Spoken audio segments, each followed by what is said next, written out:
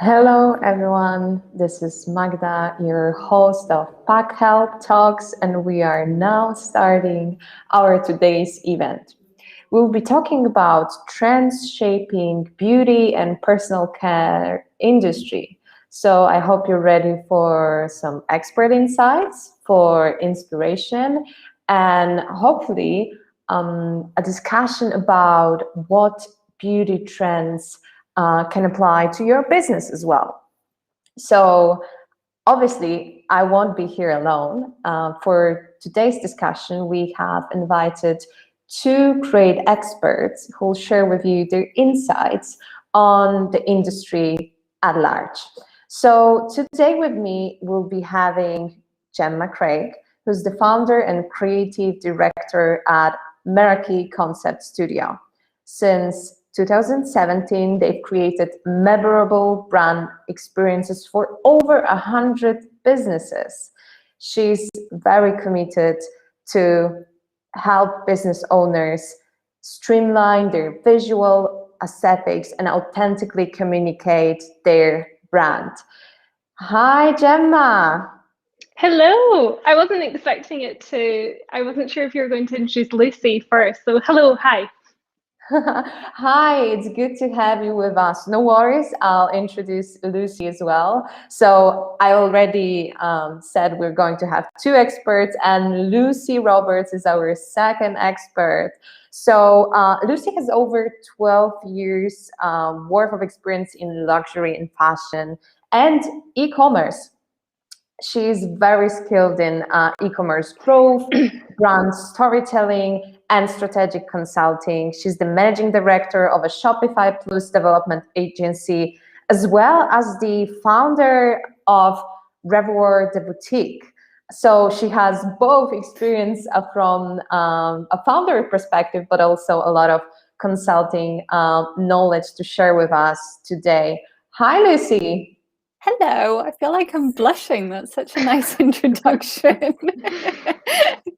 You're very welcome. I think well-deserved one. So it's great to have both of you with us today, and I hope you're ready for a discussion about the trends. It's such a broad topic, but hopefully we'll be able to cover the most important points. And it's also an introduction for everyone that's live with us today to join the conversation on social media, ask us questions, feel free to disagree or agree with us. We're here to have a conversation. Because I think like in the past year, we've seen a lot of changes happening to our life, but also a lot of changes that impacted many industries, including the beauty industry. And I think that's the industry is always thriving on newness, and it seems like it's slowed down a little bit. And is that only my observation, or are we really facing some serious changes in the mentality of beauty industry? Let's maybe start with Gemma. Gemma, what do you think?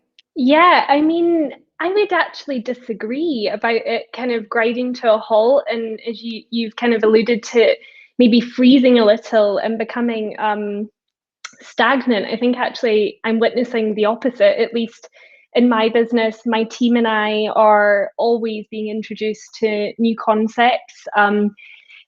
I guess it might be helpful for the audience as well, just to recap actually what the beauty industry encompasses. It's everything from hair care to cosmetics to personal care to skincare and many more as well. So we have been lucky to work with brands which occupy most of those sectors. And actually, I feel like there's a drive in order to better the brands and improve the brands, but also people are taking a leap into launch them as well. So I think just with the current context of the crazy kind of environment in which we're all living at the moment, I think that there's even more of an impetus on the beauty industry to satisfy or kind of fill a gap in our lives, if you like. It's all bound up in rituals and making us feel amazing. So yeah, I would have to say, contrary to what you might think, I think there's a lot of desire to grow, adapt, and innovate in order to provide that experience for their customers, which gives them a pick-me-up. Thanks for sharing that. And Lucy, what's your perspective then? Oh, I just saw myself appear on the screen. It's quite disconcerting when you're talking to yourself. I agree with Jemma. I think, especially during the last year of lockdown, I think there's been a huge focus from a lot of brands, Reverie included, on the concept of self-care, which I think maybe prior to lockdown and COVID, a lot of the beauty industry was dominated by cosmetics and makeup and kind of I suppose more of your traditional cosmetics brands, whereas I really feel that during COVID and lockdown there's a huge steer towards actual skincare treatments rather than cover it up and wear some foundation. It's like the fundamentals. It's your skincare regime, it's using the right serum, the right ingredients in your moisturizing, and it's more about those foundations from a skincare perspective as opposed to whack some fake eyelashes on, get your nails done, have your extensions done, that kind of thing. So yeah, I do feel like the industry is developing very nicely in more of a natural direction. Yeah, for sure. I've noticed that as well, and I think people that are with us are probably noticing it as well. So feel free to comment and let us know whether you also see a shift to more natural, sustainable beauty products. And so taking maybe a step back, we've already mentioned one big trend and probably we'll talk about it more later. What are other trends you're seeing that are shaping this industry? I think Lucy and I were probably for this whole talk, right? We'll be like, wait, me, you. But I think you go. I was like conceptualizing, like just the beauty, irrespective of my place within the design world or whatever. I was just thinking about me as a consumer, and I was just thinking about how crazy different beauty the industry exists in my life now as to how it maybe did 5-10 years ago. And I think from that we can kind of extrapolate these trends, like I always wonder even what that necessarily means. But I just think where we're at now is that we've gone from a place of previously a pharmacy would probably be the supplier of all of whatever Encompass beauty. I could get mascara, I could pick up deodorant, I could get some shampoo, I could pick up tampons. Now you have all of these independent brands that now are essentially replacing that model, and all of these individual independent brands are now looking at subscription models. So I think there's just a whole shift in consumer behavior and expectations. So my trips to Boots, though I still do, Boots is a pharmaceutical kind of little drugstore thing from the UK. I'm aware that our audience will be wider, so everyone's probably like, what on earth is Boots? But I just think the whole model of consumer behavior has changed completely. And I think that going towards a subscription model, I think going back to what Lucy was saying about the traceability of ingredients, what's in it, everyone's looking much closer. So it's lovely that independents are able to satisfy all of those concerns that consumers have. Definitely. And Lucy, what's your perspective? I'm really curious about it because you're kind of run your own brand. So how do you see it, and what kind of trends are impacting your daily work? Yeah, I feel like I'm going to say this a lot, but I totally agree with Jemma. I think the shift to the subscription model is really interesting. It's something that I've seen a lot as part of my role at the agency that I manage, and a lot more brands are really trying to not necessarily tie consumers in on the subscription model, because it is still a very sound business practice. It's great for customer experience, but the other thing that it does, and the other thing that a lot of more independent brands are doing, as opposed to your Boots, your Superdrug, more of that drugstore experience, is there's a huge sense of brand loyalty that's gathered through the subscription process. And it's really, as well as being fantastic for customer experience, it's great for locking people in. And I think there's a couple of brands that are doing this really well, specifically with razors. So I think it's Hey Estrid, and there's another one that I've forgotten the name of, but it makes perfect sense, Yeah. because why would you spend 14 quid on a one-off Venus or Olay razor where you can have it delivered to your door every 3 months? You're going to buy it anyway. So the convenience is there, but from a brand perspective, they're also locking you in. It works really well in the supplement industry as well. Skincare is fantastic. You're going to use your moisturizer every day. Brands can comfortably predict that you're going to buy every 2.5, 3 months anyway. So I think the subscription model is really fantastic. And again, like Jemma said, the huge disruption that's happening within the beauty and self-care industry is that it's not so much of a case of a one-stop shop anymore. People aren't just going to Boots and filling a basket, or Superdrug or Tesco even.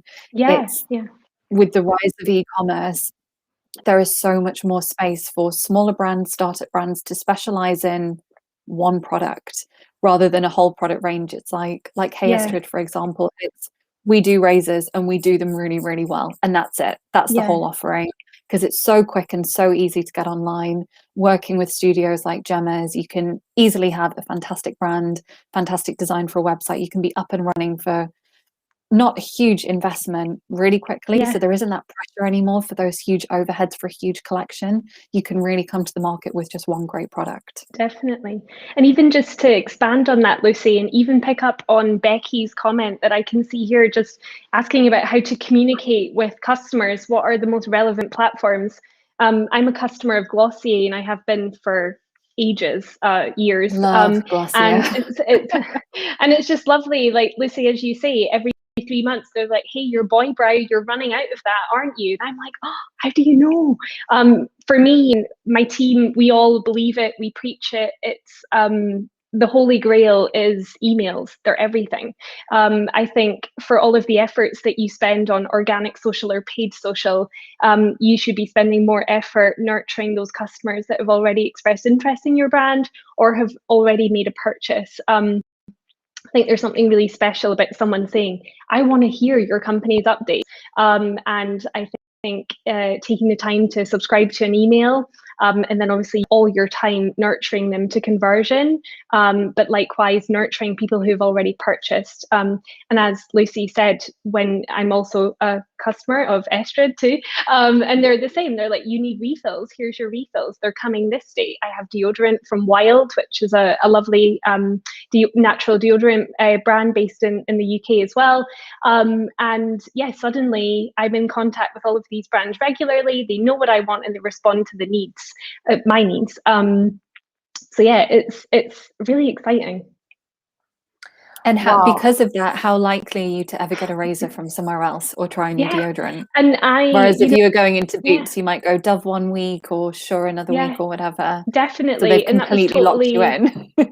Yeah, totally. And as you say, it's bound up in convenience, but it's also bound up in quality as well. And I think just customer awareness around ingredients in general, there's all sorts of, again, to go back to this word of trends, of course, you get more kind of natural stuff, you get very active ingredients, which are involved in all of this. But little things like knowing that Estrid, like I'm not vegan, for example, but they're vegan razors. I'm almost certain of it. And then it makes me think, what on earth is in the like other razors that I was using? So I think it really does. Yeah. And as Lucy said, I think when a brand does one thing and does it amazingly well, these are the benefits that can kind of come out of that, as opposed to doing a million different things.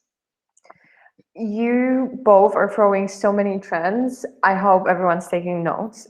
I feel like, just opening a separate tab to start taking notes. But yeah, I wanted to ask you, where do you get this knowledge from? Like I guess it's your business to kind of stay up to date. But let's say I wanna start a beauty brand, and so where do I seek for these trends? Like, what are the places you go to kind of get inspired? Maybe some brands that inspire you. Lucy. I was waiting. That's such a good question. I suppose my experience specifically with Reverie has been very personal.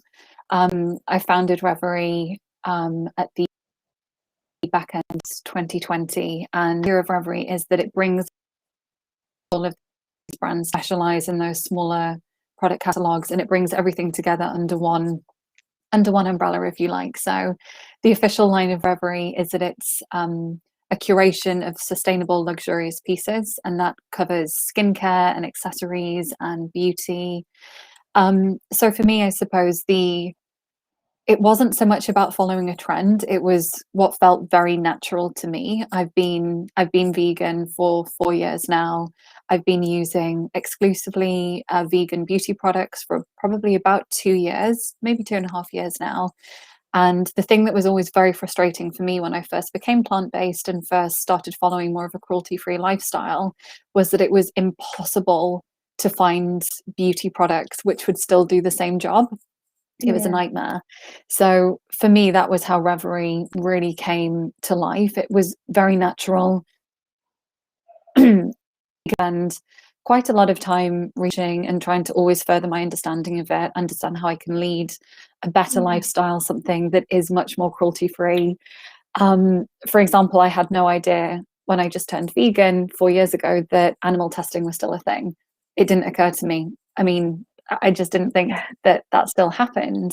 So it was, I read about it, and I spent maybe about 3 hours on a Google rabbit hole, like reading all about it. And I came home, and my fiance was so confused because I was throwing everything away. I was like, we can't have this in the house anymore. Washing up tablets, fabric conditioner, everything, like washing up liquid, shampoo, body gel, everything. I was like, no, I don't want any of this in the house. It's been tested on animals. I don't want my money to fund that kind of cruelty.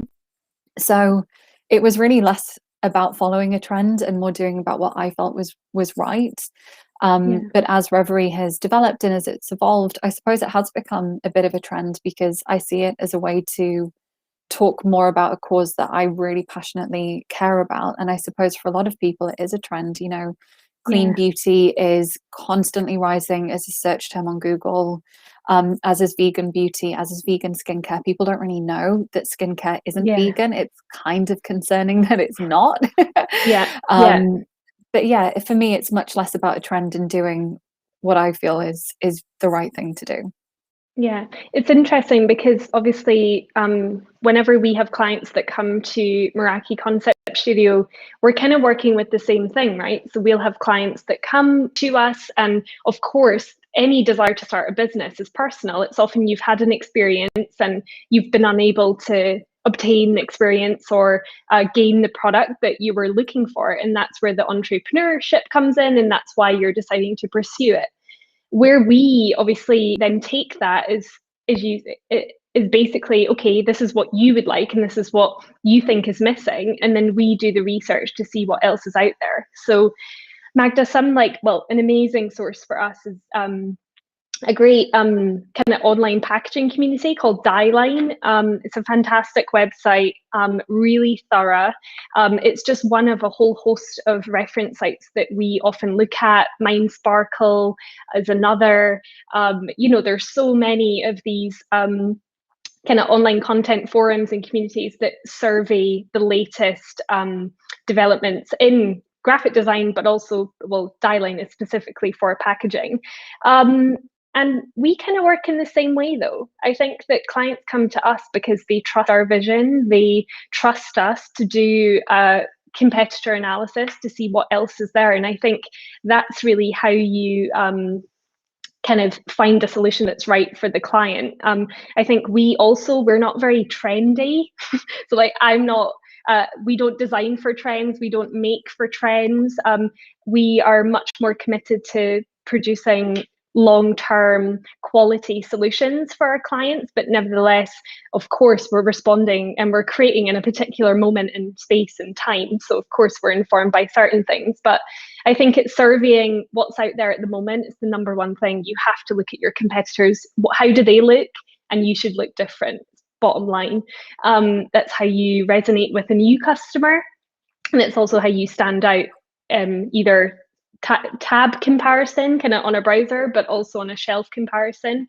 So we kind of make that commitment to our clients that when they come with us, we don't replicate things that are already out there. We're looking to do something different with it. It's surveying what's out there, acknowledging what works, what doesn't, and then seeing how we can push beyond it. I wanted to also ask one thing, because it has been already mentioned that beauty brands are in a very unique position to build strong loyalty with their clients, and also build very strong bonds, because it's something, it's personal, we use it often, and we want to feel like, yeah, this brand is speaking to me, it's authentic, it's relevant to me, and hence, like, I'm gonna use it. So I'm really curious, what do you both think about brands engaging in like much bigger social economic issues? I'm thinking all things like diversity, being accessible for all kinds of customers, like big trends. Because sometimes I feel like, some brands want to kind of engage in these conversations, and they want to be more closer to the customers, but it's also difficult to kind of stay relevant and not to pick up all the conversations that are happening. So Lucy, what would you say, like how to filter and like how to spot the important conversations your brand should be a part of? Yeah, it's a brilliant question, and it's one that I actually spend a lot of time thinking about. I suppose the reason that I started Reverie was because it was something that I was really passionate about. I have my day job. I manage the agency 5 days a week, so Reverie is really something that I do evenings and weekends. And I had a saying which really stuck in my head when I started Reverie, which was that I wanted it to be a platform for positive change and a voice for the voiceless. And that was really important to me, and that's always stuck with me. So there are a couple of causes which are related to Reverie. So for example, we plant 1 tree for every order which we receive. I make regular smaller donations to some wildlife charities, which I don't really talk about too much on the website or on the social channels. But it's really important to me that it is a platform for positive change. I think movements like Black Lives Matter, which was huge and still is huge, it's such a massive and important conversation. And I believe that every single brand has a responsibility to play a part in that movement. I don't think that you can rely purely on consumers to drive that change. A lot of it has to come from businesses, because businesses are the ones with the following, with the engaged audiences. So I do believe to a certain extent, I as a brand have a responsibility to partake in those conversations, especially ones which are relevant to the industry which I'm in, which is sustainability, ethical retailing, and creating that positive change. So while it might not be relevant to be involved in every single conversation that's going on in the world, because there are a lot of them, it's about making sure that the ones that you choose for authentic reasons, and not because you think it looks good on your website or good on your social channels. Definitely. I think I would just pick up from that too, and it actually flowed quite nicely from the point previously. But when we do a thorough kind of competitor analysis to see who else is kind of operating in the same space as our clients, we're also looking at who the product's for. And it's really important that you are sensitive, attentive, aware of the values, the lifestyles, and ultimately they are as people. So we actually create quite a personalized kind of a picture of who customers are for our clients. So we get quite granular because we're thinking about, okay, who are they? Where do they live? How old are they? How do they spend their free time? What other brands are they shopping with at the moment? Kind of to basically unearth the causes that are relevant to them. And from that, it could come out that actually they are vegan, or it could be that, oh, they reside in this part of the world, whatever. But that's shaping how they're going to engage with their brand. And I think for a business, it's really important not just to be attentive to your competitors, but also so attentive to the people buying your products and anything your business can do to better serve their needs and represent them. Because I think it's really, when you decide to purchase and spend money with a business, it's because you support and endorse their beliefs, their values too. So it's an interesting relationship that you embark on. I think it goes back to one that Lucy mentioned earlier, the subscription model. You know, you're choosing to pay money every month because of course you like what they do. And I think, as you say, Lucy, there's an opportunity to extend just beyond the product and the buying and selling of that, looking more widely at our place in the world and what difference we can make kind of through that engagement. And I think that I noticed another comment from Paula there, just around should more brands be taking up this subscription-based model, i.e. launching with one product. And I think going back to the focus on one product, it perhaps allows you or grants you more freedom to really develop what is my business's stance on these social economical issues, for example. Are we going to invest in the planting of trees or the clearing up of our oceans, or are we going to donate half sales of this? Are we going to have a tip button at our checkout which will donate directly to the cause? Yeah, it's exciting. Sorry, I ended that point really abruptly, but yeah, because I know I throw at both of you, like a huge topic, because we talk about the whole industry, which kind of consists of many product lines, and then I also throw a topic of like micro and macro trends. So no worries. I see there are questions popping in about like digital channels and how you can better market and sell your products. And I think that's very relevant because of the COVID and the fact that a lot of brands were forced to move to online channels, or were basically inspired to get started. So what would you say are the most successful customer acquisition channels for the beauty brands? I know, again, very broad question, so feel free to narrow it down. And maybe Jemma, you want to start on that? Yeah, I mean, as I said, we've developed our own little hierarchy, which we think is like number one. I think if I can pitch it, I would say website is number one. It's a bit of a stretch, but I think that it all has to start from the site, and it's really important because even if you have a gorgeous gram or you're really happy with your Facebook, where these customers end up, it needs to deliver. So a website is obviously a main focus, but if we are just talking about like marketing channels, as I said, email, definitely. And then Instagram is our next favorite. We tend to, I know that both Facebook and Twitter and like Pinterest, well, Pinterest is huge as well, but I don't personally have all that much experience with Pinterest. It's something that we're definitely honing on the back end to see how we can really transform that. Perhaps Lucy has better insights with Pinterest, but I would say Instagram and emails. Yeah, I totally agree again. Website 100%. I think it's so important to have that brand platform where people can go and engage with the content that they want to engage with. But having said that, I think that Instagram is fantastic for that instantaneous engagement. I do a lot of Instagram polls, and I really try to engage the following that I do have. I think it's all very well and good having a huge amount of followers and tens of thousands, but if they're not engaged, then they're not really the right followers. It's not really the right audience. So I've tried to keep the growth of Reverie social channels really organic and literally just through word of mouth, a couple of competitions, a couple of sharing competitions, that kind of thing, tell your friends, word of mouth. But I think it's more important to make sure the following that you do have is engaged, because it's really more about that engagement percentage. In the same way that your website is about a conversion rate. It's all very well and good having 10,000 visitors to your site every day, but if only 3 of them are purchasing, then that percentage is really not very good.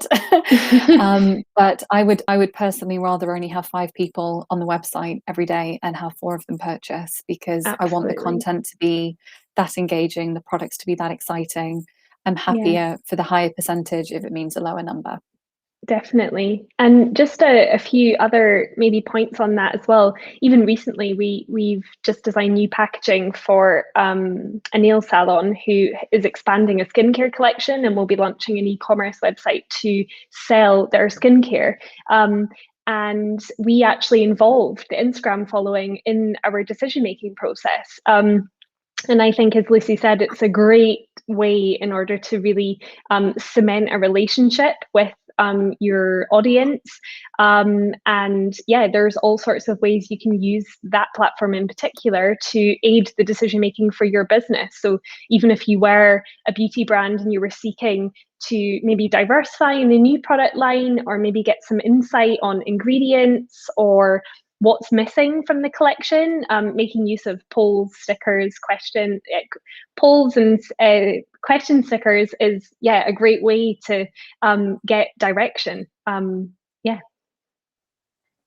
You mentioned such a simple but powerful tip to engage your customers in your decision-making process. What products, what kind of marketing activations they're enjoying, even to choose your packaging. Wow. Very, very powerful yet very simple. Because sometimes when I'm speaking with brands, I feel like people expect extraordinary complex advices where everything could be simplified. Well, even like for that brand in particular, we haven't launched it yet, so anonymous for now. But we had an idea that we wanted to put keywords all over the box, right, about which described how you felt after you left the salon, because even though they're using it for skincare, they'll use it for some other purposes too. So we were, brainstorming as a team. We're like, yeah, you feel like this after you get a manicure. And then we were like, hold up, let's ask the customers, let's ask people who come for manicures how they feel when they leave. So their words are now part of the packaging. And again, I think it just levels it up and makes it feel much more kind of like you're involved. And again, it goes back to just nurturing a relationship and showing how much you value customer input and suggestions. It bodes well. And I want to come back to word that triggered me earlier. I think it was Lucy who said it. You mentioned content. And obviously, I feel like everything's now about the content, and brands focusing on developing and creating more and more valuable content, more personalized content tailored to their customers, and it's great. So I want to ask both of you how the process of creating content looks like for you usually. How do you start? How do you choose the content you're going to produce? Lucy? Very good question. How do I choose the content that I'm going to produce? To be honest, I'm quite sporadic with creating content. For me, it's usually about if there's a product that I'm really excited about that I want to show people how to use it, gift wrapping, for example.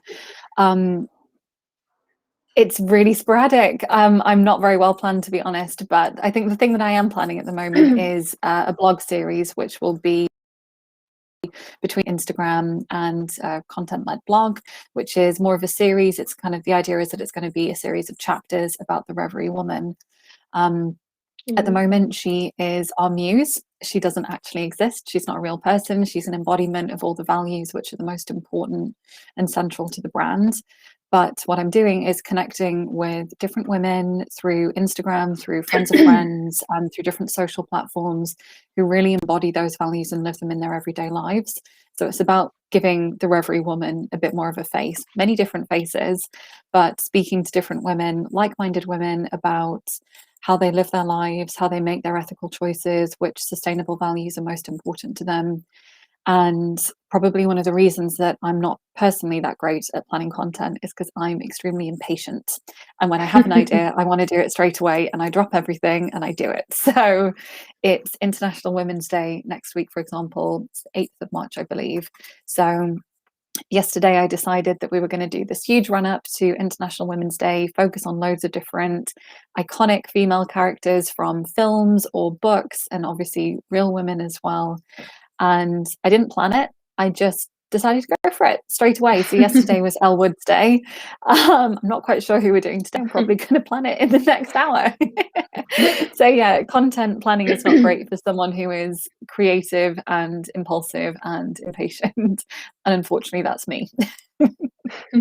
Bless you. I guess as well, that's why, even for us, that's why we have clients that outsource it to a company like mine. So we actually posted because I know that Lucy's given an example around blog content, newsletter content, and taking that across social. But even if we only focus on Instagram, we did an Instagram post, our most recent one actually, just breaking down like how we plan content on Instagram, because I think you always see this lovely kind of grid layout and you can admire it on numerous brands, but even just breaking down how each post, what the purpose of each post, and what it's supposed to do, what it serves, can be quite insightful. So we always consider Instagram grids to be basically like a micro story.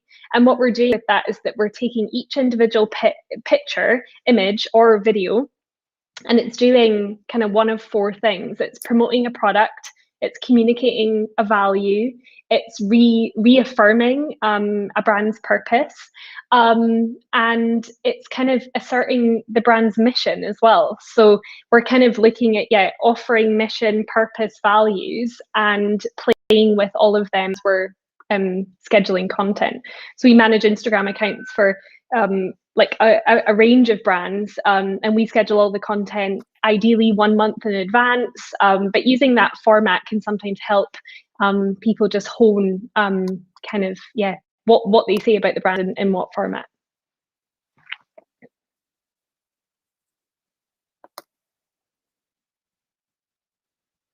Oh, I can't hear. I can't hear either. Okay, sorry. that's fine. Okay. Oh, I was like, oh no, we did so well. I was like, is it gonna like mess up now? No. Everyone could hear you. It was just me. Okay. I went back muted, which obviously had to happen because no online meeting is complete without someone speaking on mute. Absolutely. I hope it's just this. Like no further technical issues will occur. But I love the two approaches you presented, because Lucy was kind of speaking about being spontaneous and replying to the events that are happening, and I think that's a good approach too. So probably to everyone who's listening, try to mix being a little bit more structured and having a full plan for it.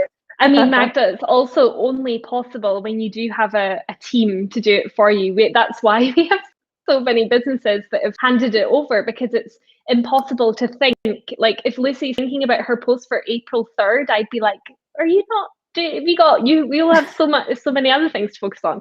So yeah, my serial planning is only because that's what we are, paid to do. I don't think it's, well, maybe it is realistic, but a wee bit of both. You're right. Maybe a little hybrid of the two. No, but I think it's also very valid because, again, I feel like smaller brands are pressured to be everywhere. So you feel this pressure to have like great content on your blog, on Instagram, on Pinterest, and do like lives, do podcasts and everything. But at some point you need to like think, what is that my audience is looking for and what I enjoy doing, what is relevant to my brand, right? And one other thing, Magda, just to stay on that, we always say to clients, consistency is key. So don't start like a series of reels if you're not going to keep them up. Don't start sending emails if you're not going to keep them up. Don't start writing blog posts if slowly it's like your most latest blog post was like 6 months ago. Try and set yourself realistic goals of what you can manage. And even if it is 2 Instagram posts a week and 1 email a month, that's great, because it's consistent and people will begin to expect it from you. Definitely. I think that's also a key to successful branding and marketing. we mentioned a lot of trends. We covered a little bit the digital channels that you can use as a beauty brand to connect with your customers. Now, a bit different question.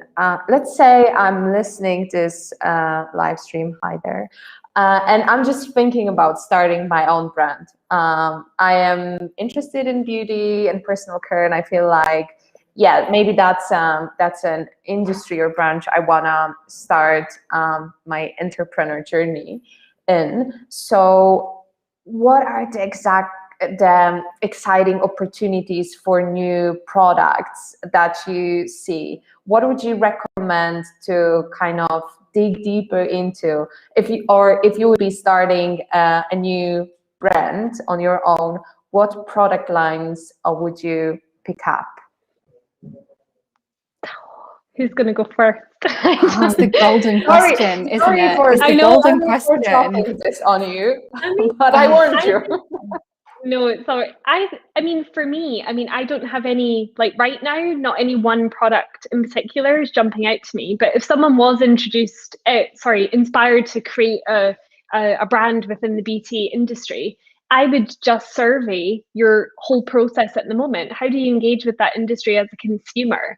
And are there any points or any products that don't give you what you want, or any services that you're not happy with? So it could be that in your time, there's no massage therapist that does a particular thing, or there's not a nail bar that does this particular thing, or when you brush your teeth, maybe you don't like your toothbrush, or maybe there's something wrong with the product, or maybe your deodorant isn't that great.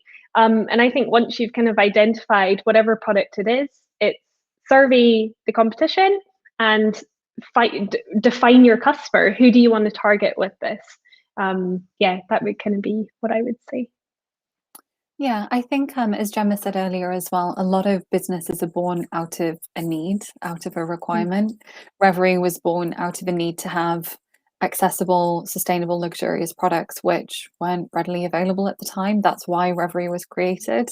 So yeah, I think I personally think that the businesses that do the best, businesses that I've worked with, are the ones that have a really passionate founder behind them who is solving a problem that was prevalent in their lives. And if it's a problem for you, it's going to be a problem for someone else.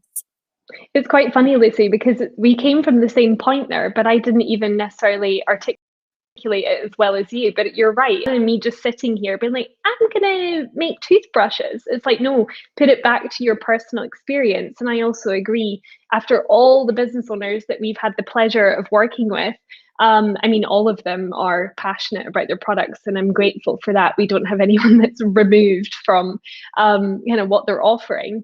But yeah, I agree. It totally starts with an experience of your own, and it's about how can you solve it?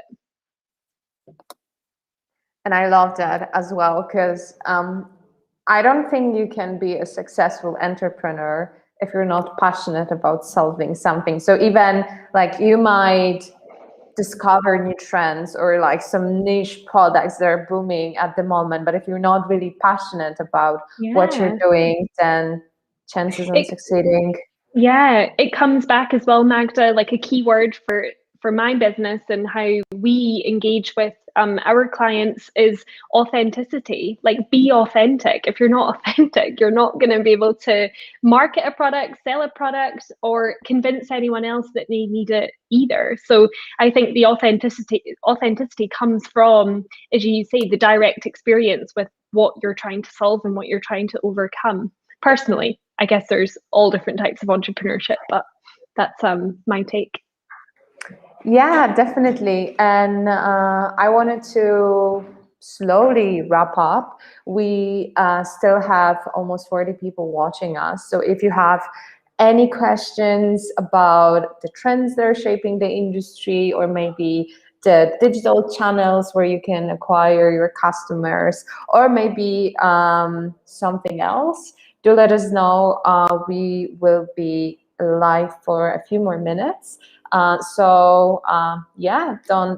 miss out on this opportunity to ask questions that are relevant to you or your brand, or maybe your idea for a business, because I guess we have mix of audience who's already running their beauty and personal care brands, and a few people that are just considering starting such brands. So my invitation to join the conversation and ask questions that are relevant to your very situation.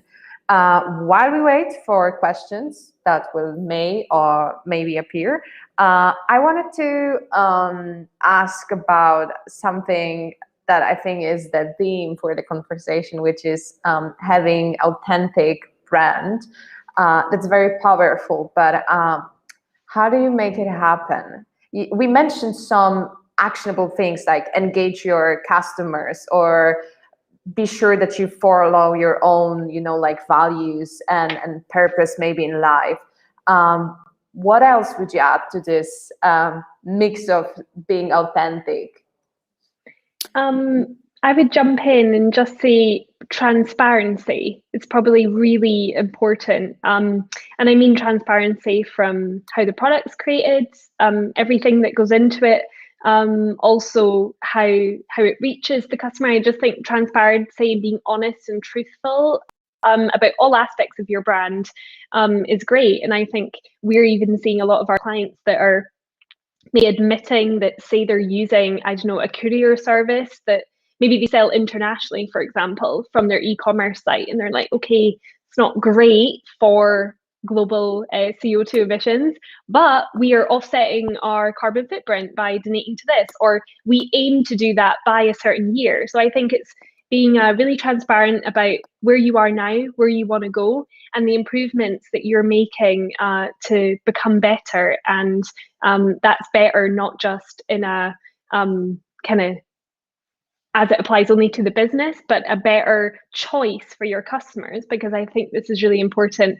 There are an infinite number of, say, deodorant brands, and I can take my money and move elsewhere in an instant. So what we're doing is appealing and resonating with the customers that we're targeting, and making sure that we're justifying their choice to kind of purchase with them. With, I'm getting confused with tenses, but you know what I mean. Like you have to justify why a customer should spend money with you. And I think being honest, transparent, setting goals, setting deadlines to show you doing the work, basically. Yeah, I would completely agree. I think it is absolutely key. There was a lovely quote that I think I heard. I actually think I might have heard it on The Crown. I'm a really big royal fan. Sorry if anyone else isn't, but I back them. And the thing that I always really have loved about Princess Diana is that she used to say, do the right thing even when no one's watching. And I think that's so important as a brand, because it's so easy to get swept up in visibly doing the right thing, or what you perceive to be the right thing for your audience and for your brand, and making these huge statements on social media or on your website or through your marketing channels, and proclaiming to be this incredibly sustainable, incredibly ethical brand. But I always think that it tells you so much about a person, how they behave when nobody's watching. So I like to look for the small acts of kindness in everyday life. I like to see somebody opening the door for somebody else, or maybe helping someone older, like load their shopping or carry something. And I think that translates really nicely to being a sustainable brand, because it isn't just about planting a tree every single time somebody orders from you. It's about everything else that you do, everything, the conversations that you have with your customers, the conversations that you have with the brands that you work with, the companies you work with.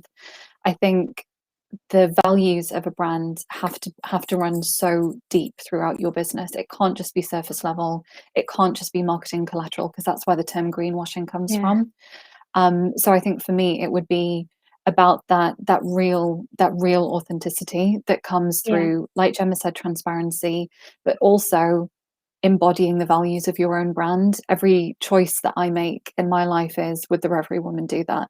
No, she wouldn't, so I'm not going to do that. Nobody's watching, nobody's asking, but just almost through a process of osmosis, if you like, it helps the brand feel more authentic, because I'm living and breathing it every day. The brands that I stock, the brands that I work with, the women who I work with, they have that first-hand experience of working with me, working with Reverie. It's one and the same. So I think, Definitely. especially as you grow a team, it's really difficult to maintain that culture. And it's something that I've experienced at the agency. I mean, I'm the managing director and I've got 15 dependent team members now. And as the team grows, it's very difficult to make sure that we're all on the same page culture-wise and have that really true, authentic vision running throughout all of us, and making sure that all of our clients feel the same way, that our partners feel the same way. So I think it's really just about making sure that everyone within your organization and your brand is authentically bought into the vision of what you're trying to achieve as a company, and Yeah. making sure that comes through in everything you do, regardless of whether or not your social following is watching or not. Yeah. I love that. Do like no one's watching you. And also, I love the question, would my customer, in your case, the Reverie woman, would want that? And I think that should be something we should constantly ask ourselves in any industry. But I think it's very powerful in the beauty industry, especially because of the strong bonds that brands can build with their customers. Love that. Thanks for sharing. Absolutely. No, it's my pleasure. Okay, then we don't have more questions coming through the chat, so I guess we can wrap up our today's discussion. It was lovely getting to know you better, your experience and your insights on the trends. And before we close the live stream, I just wanted to ask you again, sorry for asking very broad questions, one piece of advice you'd have for someone who might feel a bit lost with running their own beauty or personal care brand?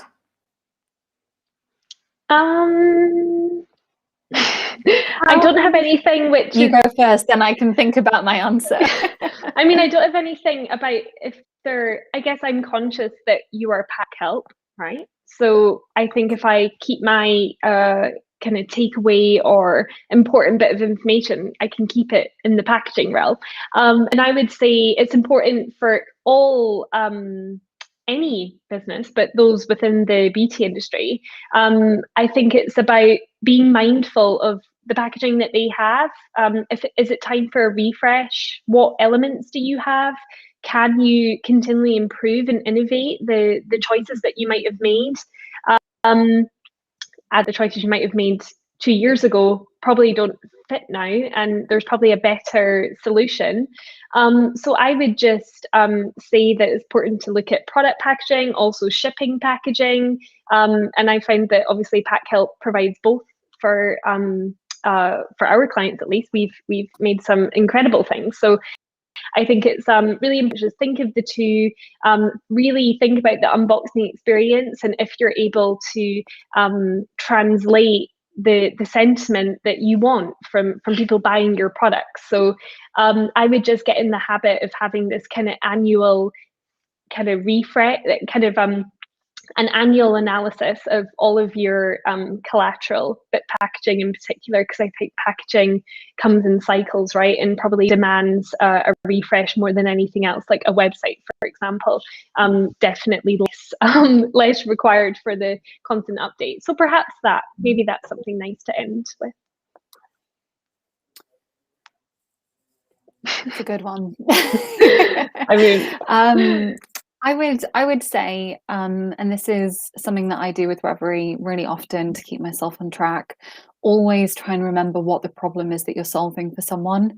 And I find that keeps me on track really well, because I'm great at going off on a tangent and having 1,000 different ideas, but always try to remember what the problem is that you're solving for someone, and make sure that your values are defined and that you live by those values in every single aspect of your business. So for me, for Reverie, I do use Packhelp. I'm a customer of Packhelp long before I had the pleasure of meeting Magda and her team. But as a sustainable brand, it was important to me that I had eco-friendly packaging. So those values have to run throughout your entire business. So the problem that you're solving and making sure those values run throughout the whole brand identity. very Thanks succinct from me. There we go. That's my takeaway. Again, I know I was asking very broad questions and I throw at you a very broad topic. Probably, like we could run a separate discussion for 1 hour or longer on sustainability, on like staying authentic, or just, email marketing, or, like any of the things we kind of try to cover today. But thank you so much for, living up to the challenge of this discussion. And I hope to chat with both of you soon. And for all the people that joined us today, thank you so much for being with us. And I hope you took some very valuable insights from this discussion for your business, because if I were you, I would seriously be taking notes. Thank you, Magda, and Lucy as well. It was so lovely to chat with you. And it's a really exciting time, especially for entrepreneurship. So I'm looking forward to see kind of what 2021 has in store for new concepts.